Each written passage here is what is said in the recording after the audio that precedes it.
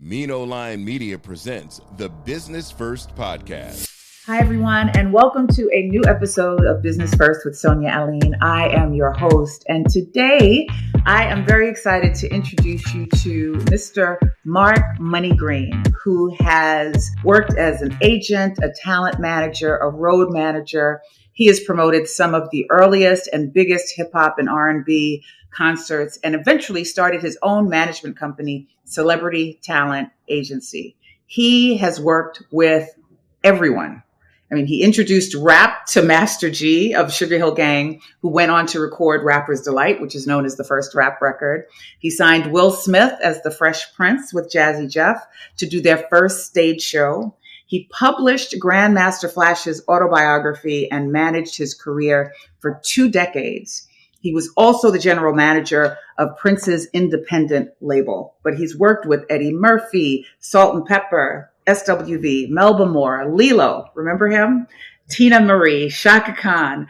And if I were to continue listing, we'd actually have no time to talk to him. So he's here today to talk about his journey and his new book, The Show Must Go On, Backstage Stories of a Hip Hop Agent. But there's more. Right, because he's also the associate director and general manager of Lehman Performing Arts Center here in New York and chairman of artist relations for the Hip Hop Museum in the Bronx. Welcome, Mark. Well, thank you, Sonya. Thank you for having me. Congratulations on just everything. 40 years in the business, 25 years running your own company. And this book, The Show Must Go On, is a page turner. I don't know if there's anything that you've left out of here. I mean, I can imagine that are you working on a documentary or a limited series or something that you can share as well? No, Sonya, when I did this book, it was just out of just really trying to tell my story, my untold story.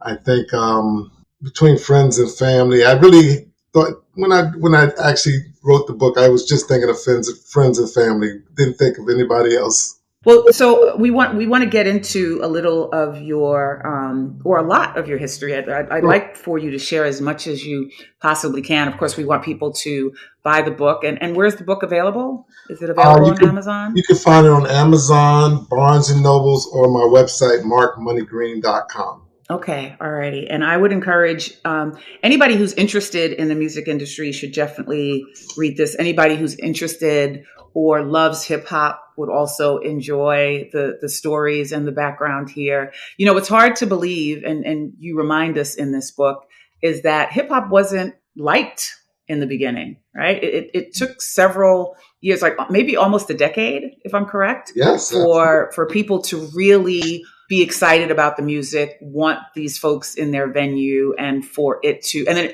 it took even more years for the artists to make the kinds of money that we're seeing today. What was it that drew you in the early days? Because you were a musician yourself. Yes. You started out as a musician. Yes. And if I remember correctly, there was someone who told you you should not just focus on the music, but focus on the management. Yes. There was a guy by the name of Freddie Perrin. He was a producer and writer back in the 70s, and he was probably like the Teddy Riley of our era, but he was the person who wrote I Want You Back, Stop the Love You Save, ABC for the Jacksons. He did I Will Survive for Gloria Gaynor. It's so hard to say goodbye by G.C. Cameron, and so many more hits. And when I met him and I was telling him of my aspirations of being a DJ, he said, "No, Mark, you don't want to play the music. You want to make the music. Go to school and learn music education." Yeah. And you did that. Yes, I did. Yeah. So tell us a little bit about, go when you started at school and what you thought your aspirations were going to be, because I mean, your journey has been vast and diverse, but when you started, where did you really think that you'd see yourself? Well, it really started in 8th grade. After meeting my friend that lived in the neighborhood, I was playing drums and he was taking guitar lessons, and we always talked about forming a band. And then one day I went to his house and I saw these gold albums and platinum albums, and I looked and it was like Jackson 5, and he was like, "Yeah," he says, "That's my uncle." He did. So from that point on, I knew that's what I wanted to do. I said, I want one of those albums.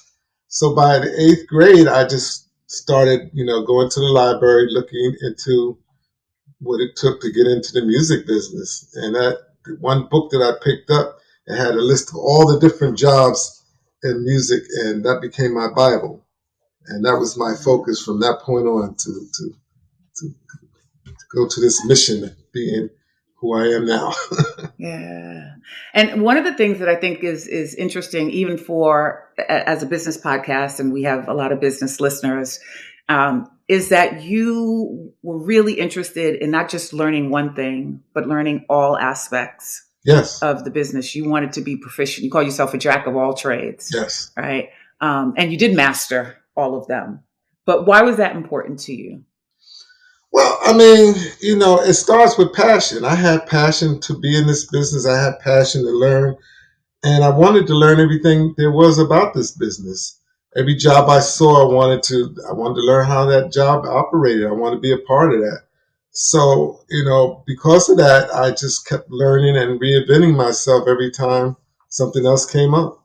So when you got tell us about the very first job you got when you were like, okay, I'm on my way and I think I'm going in the right direction. Well, I want to take it back a little bit further because, around by the time I was in 8th grade, we created this band, and it was like a funk band, a local band. We were doing all the local shows and local events around the neighborhood. And by the, I guess, 74, 76, the funk bands began to dissipate. And before you knew it, the DJs and disco era started coming about. Right. And at that time, our group had disbanded, and I had all the equipment in my house. So I said, you know what, I'm going to teach myself how to DJ. And from that point on, once I learned how to DJ, I went and did my first show, and I got so many requests after that. I was DJing in different local clubs and local, I would say, rec centers. They're not clubs, but rec centers in our neighborhood. And once I was doing that, one day a promoter came to me and he said, hey, listen, would you like to be in the battle of the DJs in the Bronx? And I said, sure. And I went to the Bronx that night. It was 3 people. It's me and 2 other crews. I was up first. I'm DJing, playing my music. And about, I'd say maybe 20 minutes, 15 minutes, 20 minutes later, the next crew started. Now, at that time, I had probably about 75 people around me watching me and dancing. When that crew started, I had about 12 left. So I hurried up and packed up my stuff because I wanted to see what was going on over there because I saw some guys on a microphone saying something. So I packed up my stuff, and that was the first time I discovered rapping. So when I heard that, I took it back home and became ghetto famous back home. All right. So that was actually my first intro into the business as a DJ and making money. Wow. And you were how old then? You said 8th grade? At this time I was in 11th grade. 11th grade. Okay. Yes. All righty. And then, so you had carried that into your college career as well? Yes, because right about then I started DJing in all the rec centers and project centers in the neighborhood. And a guy that I went to school with, his name was Guy O'Brien. We were friends in high school. He was a freshman. I was a junior. And he started following me around. And when he heard me rap, he says, yo, what is that? What are you doing? And I told him, it was something they were doing in New York. I had gathered a following. So, everybody would look forward to hearing me do my poem or my song, as they would call it. Right. And that year, the final year, I went to college. And he called me up and said, we're making a record. I said, what do you mean we? He said, yeah, we're doing a record off of this song called Good Times. And that's how Rapper's Delight came about. Wow. That is great. So you truly are one of the godfathers of, I don't know if you haven't attached that name to you, but you really are one of the godfathers of this history. I won't say godfather, but I like to say that I played a part in it, because even after that, and I'm still in high school, a DJ by the name of Jerry Bledsoe, he was a DJ in WWRL. He had a TV show called Soul Alive. And he asked me to be the first DJ on his show and start to rap on that particular show. And that was in October 15, 1977.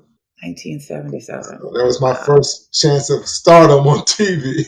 Right. And that was a hot show at the time. Yeah, I yeah, actually, I'm dating myself too, because I do remember that. But there yeah. was also a part in the book where you talked about, I don't know if it was in the book or if you talking about it in an interview, but you were at a spot trying to introduce Rapper's Delight, and you were threatened because they didn't want that music in the club. Right. This was college, my freshman year. I actually had, took what I learned here. I was down there. I was DJing at 3 different clubs and basically about to drop out of school because I wasn't going to class. And once guy told me they made the record. I was one of the first people to get the record. They sent me the record, from Sugar Hill Records, and I was playing it. And, everybody wanted to hear that record. And the floor Yeah. stayed crowded, but the owner of the club didn't like it. And he told me, don't play this record no more. And I had already played about 3 times because everybody was requesting it. And the last time I played it, right after he said, don't play it no more, I played it.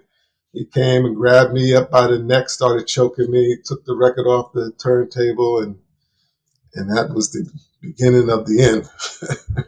What do you think it was about the music that allowed it to continue to grow? Was it just I grew up with in the beginnings of the music, and I remember like everybody was excited about it. And I also, not until I read your book that I remembered all of the resistance to it. What is it that you think actually created the shift or helped create the shift? What it was, Sonya, it was something new.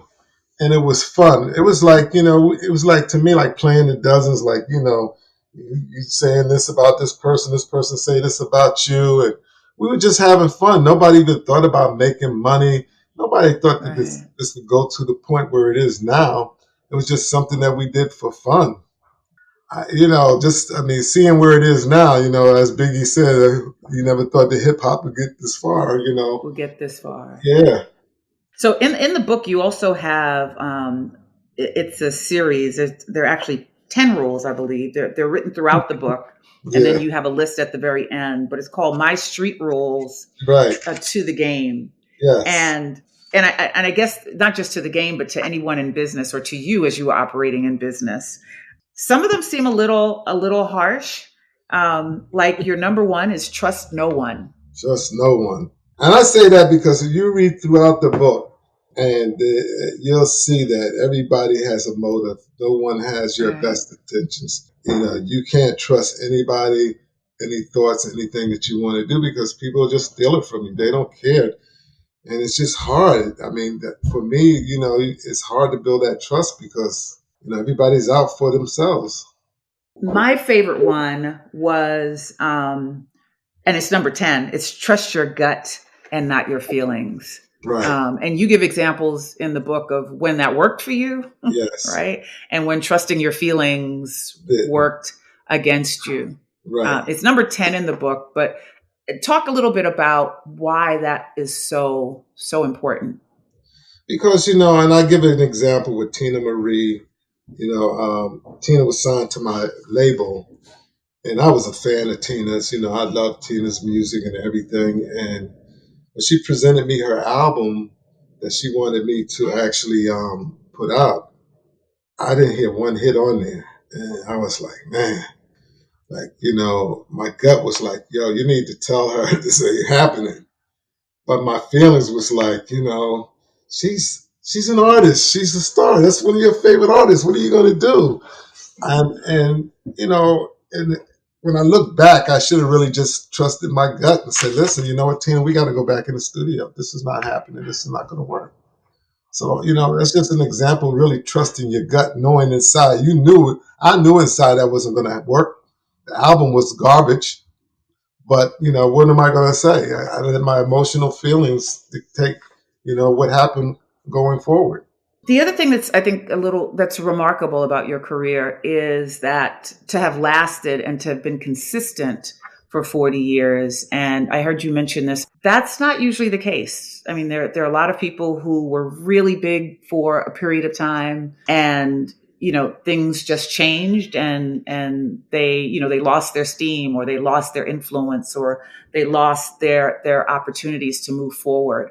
What is it that you think that has worked for you and that can work for anybody else who's, whether they're in the entertainment business or in business in general, to have that staying power? Well, again, it comes back to passion. Sacrifice is one of the main things. You have to sacrifice sometimes. Throughout the book, you'll see I sacrifice my reputation on my jobs by taking menial jobs to stay in the game. At one period, I was out of work. I sacrificed. I put up my own money, went back to school, to venue management school, to get that certificate and learn what that was about. I had to stay focused on the goal. The goal was to, continue doing what I love. So by that, there were times where things wasn't available for me. And I had to find different ways to kind of keep myself motivated so that I could stay focused on where I wanted to be.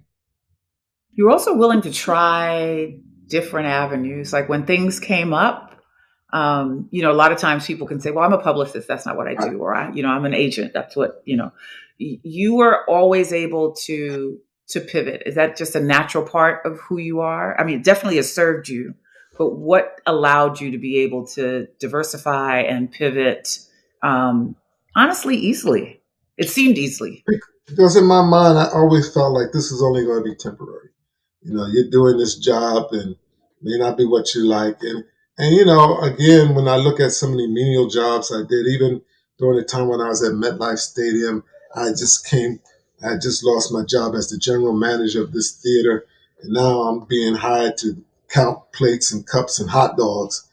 And it was very humbling for me to really have to sit there and do that. I was like, man, I'm running food stands. Here I am. I was working, negotiating contracts, $1,000 million contracts for artists. And now here I am counting hot dogs and hamburgers.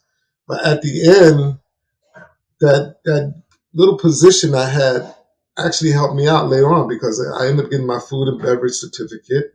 Then when I went to my next theater, not only did I have that certificate, but I also had the know-how to run a concession stand. I knew how to find the ins and outs. I knew when people were lying. I could tell if the money was going to match the product because I had that training. So what I thought was something that was menial and non-helpful for me, it turned out to be a blessing in the end. So to answer your questions, yes, I sacrifice a lot of times. There's even times where if you read in the book where one time I was out of work, I was out on the street putting up posters in the middle of the night, in the middle of the morning in Harlem and Manhattan. A lot of people, a lot of my friends wouldn't do it because, once you get to a point where you got that ego and you're like, I'm Joe Blow. I'm not doing this. But listen, I had a goal, I had a mind set that what I wanted to do, and I just followed it. One of the other things that I thought was really interesting and it was the culture of the time, right? In the places that we worked and the people that we did business with back then. I mean, people talked to people any kind of way. You could get threatened in a business situation. You could get threatened verbally, threatened with physical harm. It was just a very different time. Like when you think about, if any of those things that happened to you back then had happened to someone today, right, they would either be canceled or they'd be put on blast or all the receipts would be put on social media. But back then you had to work through all of that stuff. You had to figure it out. You had to defend yourself. What is it that you feel that you gained from that time that people today in business, we often say that people today are really sensitive, right? Like if some of the things that folks are offended by, right, today, they would have just died and, they would have just never survived back in the 80s or in the 90s. And so what is it that you think that you gained from that time, being able to survive all of those incidents that you experienced to help people today? Well, I gained patience for one, and I gained an opportunity to really utilize my thinking. Before when I was younger, I just jumped off whatever took place. I acted without thinking. I put myself in positions that could have brought danger to me. as I got older and going through all that I went through, my mindset changed. And now it's like, before I act or before I respond, I say to myself, well, Mark, what do you want to get out of this? Because if you say that, this is what's going to happen. If you do this, this is what's going to happen. So what do you really want to get out of this before you speak or before respond to an email or whatever? And I do that now. And this helped me because a lot of times I'm going to jump right away on the emotions that I'm feeling. Because, you said something to me right now. I'm ready to respond back to you. But what I notice is when I stop and I think about it, I marinate in my mind. It wasn't a good idea that I was going to say that. Or the person responded back in a situation that brought calmness to me. Especially when I'm dealing with money and contracts and artists. A lot of times people feel that they just can say whatever they want to say and blah, blah, blah. And for me, I learned just before you just respond in a negative way, try to bring some positivity to it. Try to think about what you're going to say and what you want out of it. When did you feel that you were ready to start your own company? You had done a lot of work. You had been in the field for, was it roughly 20 years before you decided that, okay, I can do this? Well, the funny thing is, I had never even thought about starting a company.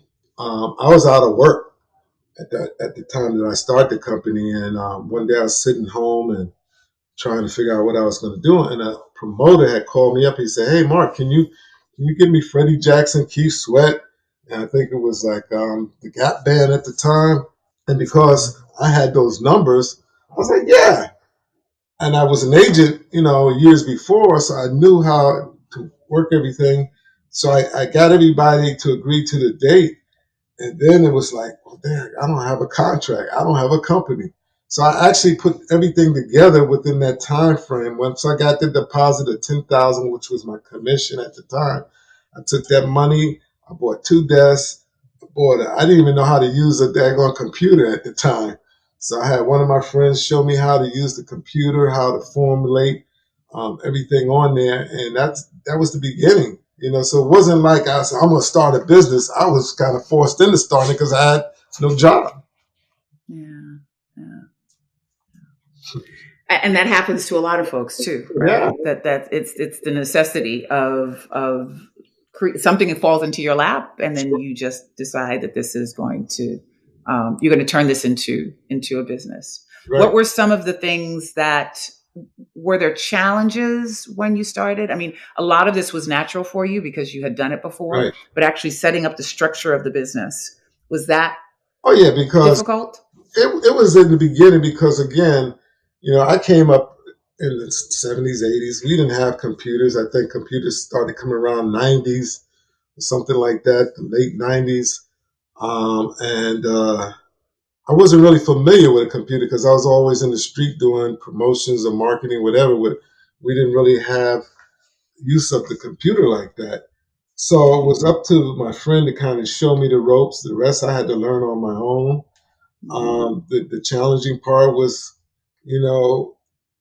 understanding the whole business of things I had to do, incorporate the company, get a name, make sure that was correctly done, and make sure I had a lawyer that could show me the ropes. And, I shout out to Louise West, who really coached me through this whole game of opening my own business. She was like a lifesaver for me.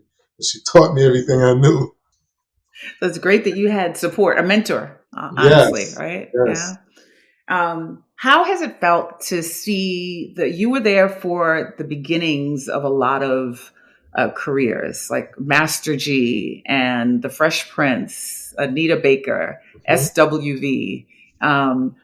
What was it like what has it been like to see, people saying, hey, check out this artist.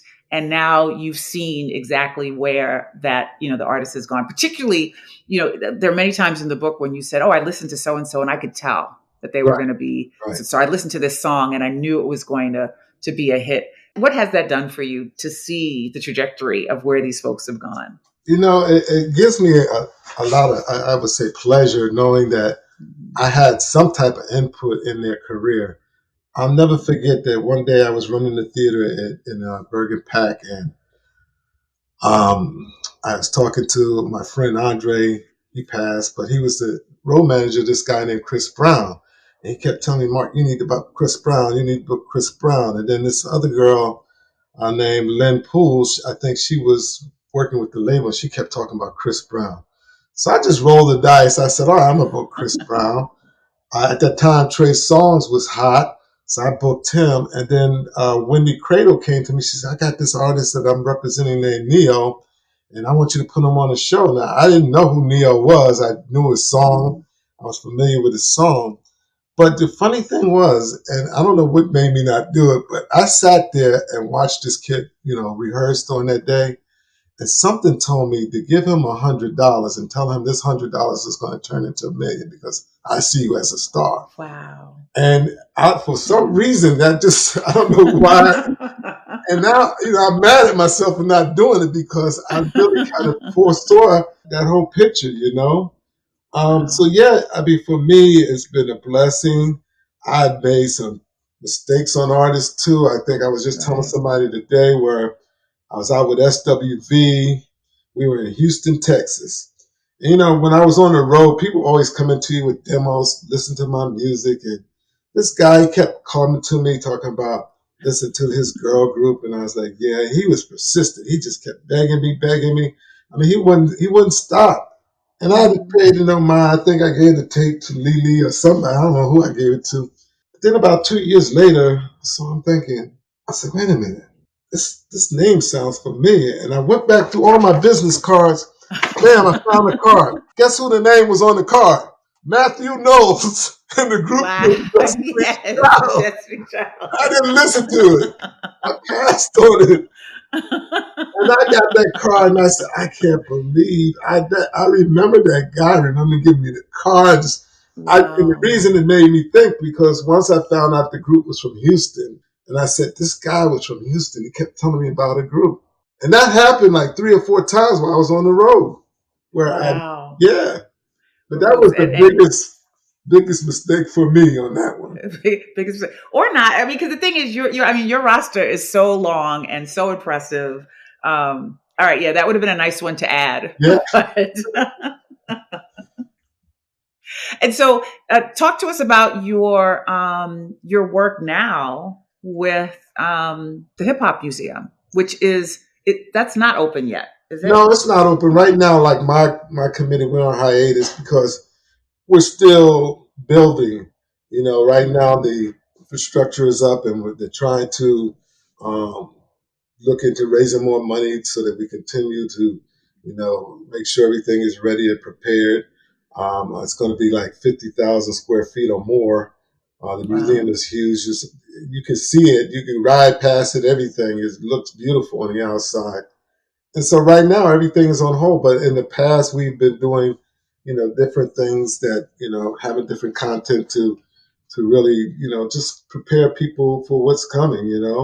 We utilize the artists that we can. We create different avenues of support to show the public this is what's happening. This is what's coming. Yeah. I mean, I would imagine that you have big hopes for it. I mean, when we look at, I think it's been 2 years now since the Book of Hove exhibition was at 600,000 people. Wow. Came through to see that. And yes. So does it amaze you where we've come from a guy in the club telling you, like choking you up for playing Rapper's Delight, right? To 600,000 people coming to see Jay-Z's Book of Hove. Does that just amaze you? Yes, but even more what amazes me is when I was managing Flash, I had an opportunity to travel to probably like 12 countries and to go to these countries and see people just accept and just celebrate hip hop. They couldn't even speak the language. I'm in Italy. They can't speak English. I'm in France. I'm in Germany. And they knew all the words to the hip hop songs, but they couldn't talk to you and have a conversation with you. Wow. And just to see the people, the response. And you're coming from New York, and when you go to another country, and you see how hip hop has actually captivated the whole world. When I first heard this guy rap, and he was from France, And just hearing him rap in French, the way he matched the words, it was just so cool and clever. Yeah, yeah. How do you feel? Because I know you've also talked about this. Back in the day, people would get paid $1,500 to do a concert. Anita Baker, I think you said you were pushing it to be a $10,000. Right. When we first started with her, it was 2,500. 2,500, right? Yes. And you were worried that people would show up, right? Because the thought was folks don't even know who she is. Right. Well, at that time she had just came out with her other song, and the album Rapture, they had just finished the Rapture, and we sat down and we were putting the tour together. When I heard Rapture, I said, "Oh, this is going to be a hit." Yeah. And we went from selling her 2,500 to 10,000. Now it doesn't sound like a lot now, but when I kind of look back, and when I was doing my research, concert tickets back in the 80s were like $7, $8. Yeah.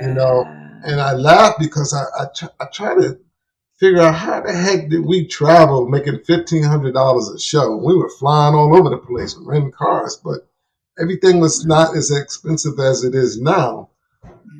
But when you look at the money that we made back then compared to what they're making now, it's just totally, totally unbelievable. I mean, guys are becoming millionaires in the weekend.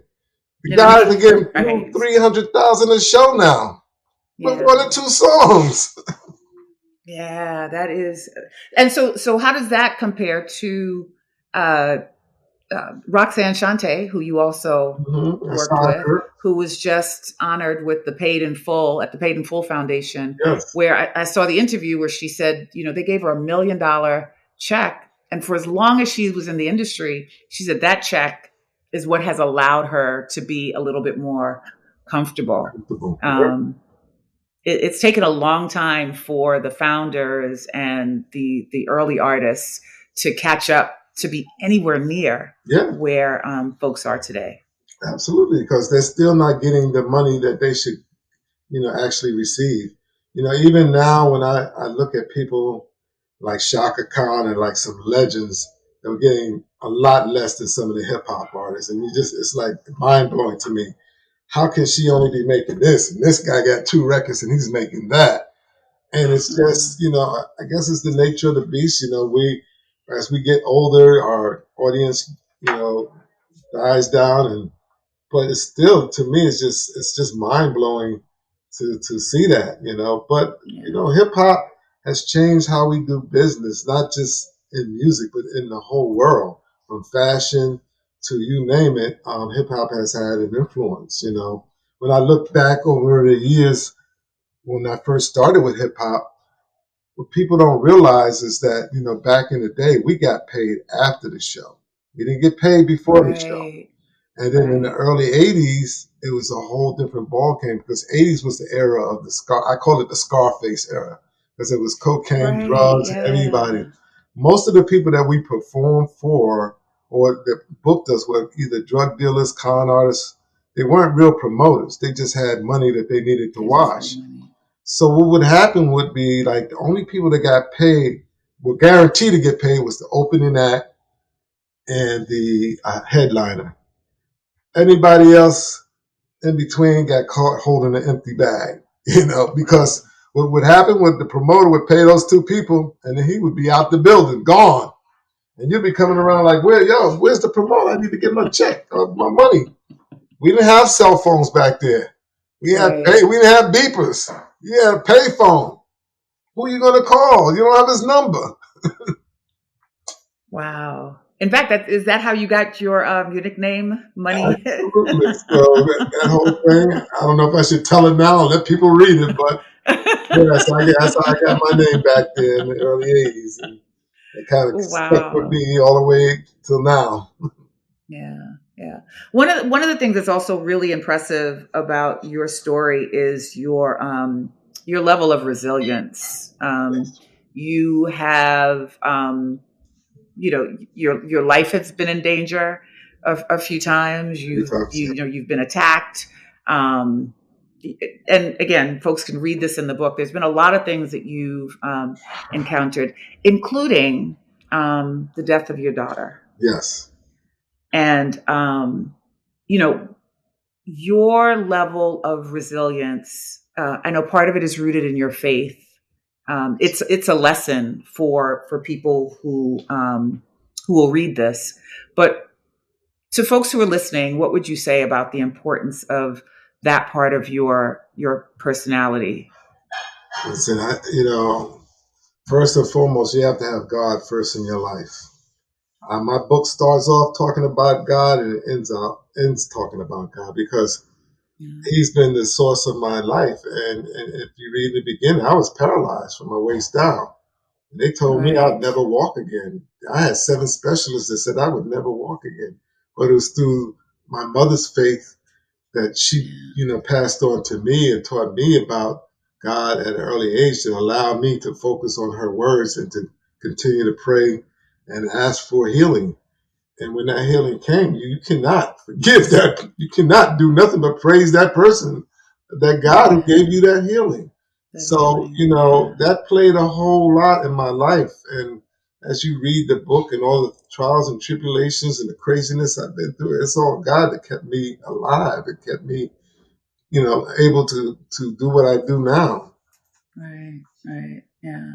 I'm glad. Thank you for bringing that up, because you were quite an active kid. You were an athlete. You had the potential to play professionally, and this paralysis, like there was no explanation for it. No, they couldn't figure it out. I mean, I had literally had a pneumonia probably the week before, and I was sitting home and when I went to change that TV channel, I just fell on the floor and my leg just didn't have it. You get that numb feeling in your leg. You keep hitting it, I kept hitting it and the feeling wouldn't come back. I mean, as we talked about, even with my daughter, there was so many things that happened between my daughter passing, and the year after that, my mother passed, and right after I got married, 1 month after I got married, my wife had cancer. Yeah. It was all God that allowed me to see and make it through. Yeah. What would be your advice to folks who want to enter into this game, the entertainment game, folks who are interested in starting a business? What would you offer as advice?